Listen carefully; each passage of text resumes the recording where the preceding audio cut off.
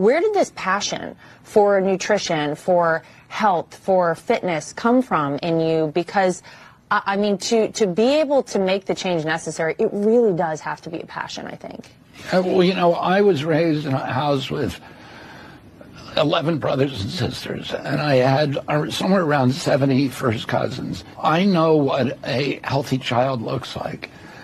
And I started seeing children, a generation of kids coming up that was just damaged, that was suffering from autoimmune diseases like juvenile diabetes, rheumatoid arthritis. I was looking around and saying, why is nobody talking about this? And so I found myself talking more and more about it, and becoming more and more isolated, because it was, the culprits, the potential culprits for this epidemic of chronic disease are all very powerful industries, and they're all the people who have the biggest army of lobbyists on Capitol Hill. And it was in nobody's interest to actually, financial interest, none of those very powerful entities, to actually look at the problem, because they were frightened about what they would find.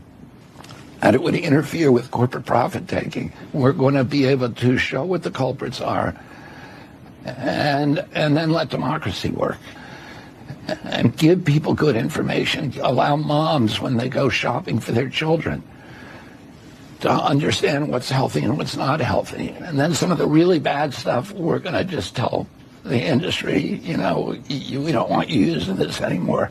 Kraft, which is our biggest food producer in this country, announced that it was getting rid of dyes. We met with Starbucks. They have very clean food, but they do use a little bit of canola oil in their egg bites. And they said, we're going to get rid of that. That's good. Those are one of my favorites. Egg bites? I know.